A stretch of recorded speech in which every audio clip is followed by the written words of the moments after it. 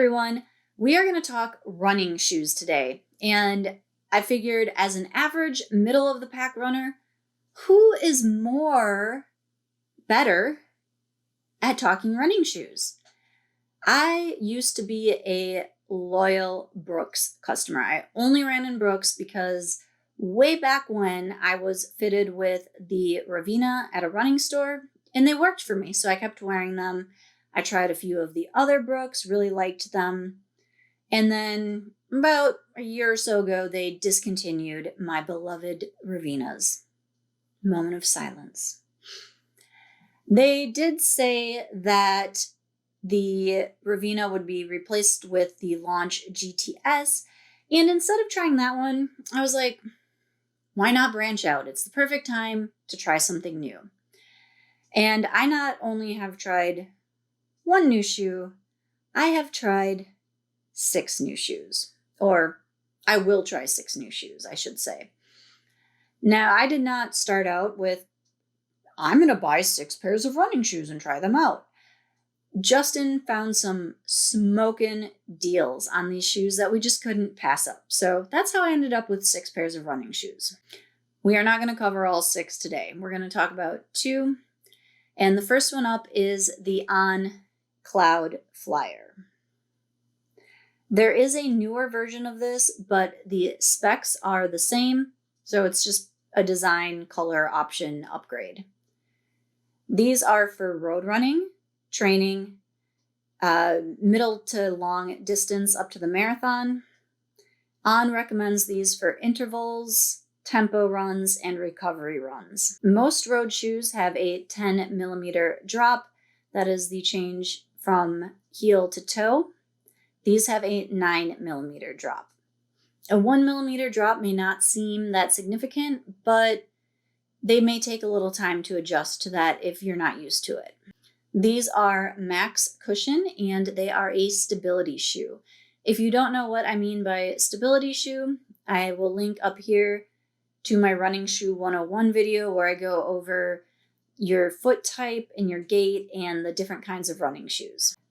The CloudFlyer weighs 7.41 ounces for women, and I did look it up. For men, it is 9.88 ounces.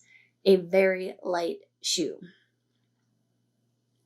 On states the Flyer is for the resilient, the strugglers, the overcomers, and those who stare adversity in the face and grin back. I don't know. I don't grin back, I guess. When I see adversity, I want to give it like a mean mug. Anyway, my thoughts on these shoes. Besides, oh my God, they're so pretty. I want to have them all of the heart eyes. Because really, these shoes look awesome. I have a love of these shoes and I have a dislike of these shoes.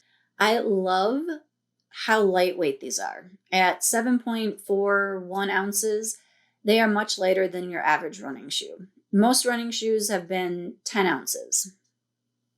If I see a running shoe that says 12 ounces, I nope right out of there. Because I know, I like a light shoe. These are really comfortable. And I do enjoy running in them as long as I run like 6 to 8 miles and nothing more than that. That 1 millimeter drop, it does make a difference. When I do any kind of double digit runs in these, my middle toes get very tired, which is not something I've noticed in any other running shoe. So I use these for any kind of speed or track workout, intervals, strides, things like that. These also, even though they are max cushion, have great ground feel. I tend to prefer running shoes where you can feel the ground. Now, the absolute worst thing about these shoes, the one thing that I hate, is the 3D printed sole. So, it is very deep in these spots, and I live in a neighborhood where everybody's yard is rock, all of the landscape is rock, and rocks get stuck in here. Yes, I run on the sidewalk, But somehow, all of the rocks end up all over the sidewalk. Try to avoid them, isn't always possible. I usually have to pick like 2 to 3 rocks out of my shoe for every run I do. So if you live in a place that is, grass, that's probably not going to be bad for you. So, should you pick up the CloudFlyer? If you are looking for a lightweight ground feel shoe for intervals, track workouts, strides, things like that, these might be the shoe for you. If you live in a place with grass, might be the shoe for you. I have put about 200 miles on these shoes, if you can't tell, and I'm going to keep them in my rotation. Now, will I buy another pair? Maybe. I do like the company. I like what they stand for. I like the look of the shoe. I just really don't like this. All right, next up, we have the Nike Pegasus Shield. You may be wondering why someone in Phoenix would need the Pegasus Shield. Have you met me? It's because they're black. Yep, that's why I bought them. I saw them from a distance and practically ran over to them, saw they were half price, immediately grabbed my size and tried them on. And then I was like, ooh, these are comfy. What does Nike say about these? These are for the everyday runner, which I am. And now let's do some details. Let me put these, I don't need to hold both of them. That was awkward. All right, details. These weigh in at 9 ounces for the women. I did not see or remember to look up how much they weigh for the men. Sorry, guys.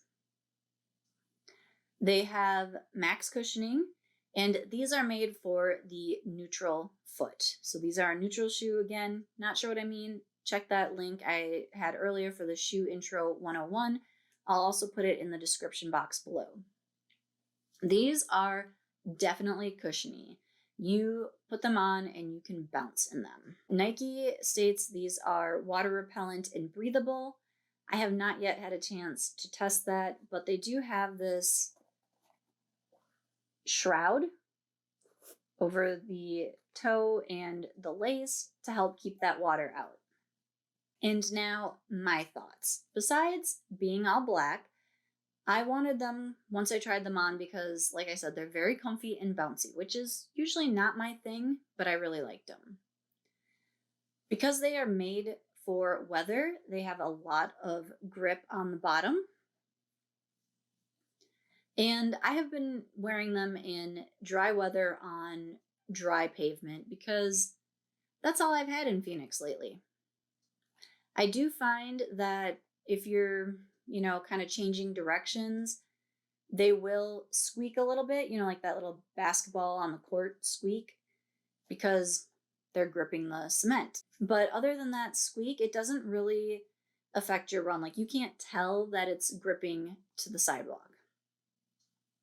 As I said before, I tend to prefer more of a ground feel, but I really don't mind the cushion in these. They are just so comfortable. Because these are made for weather and I run in a hot, dry climate, my only dislike is my fault because, of where I live. I don't think these are as breathable as other running shoes. My feet get really warm when it is 90 degrees out. More in these shoes than I've noticed in any other shoe.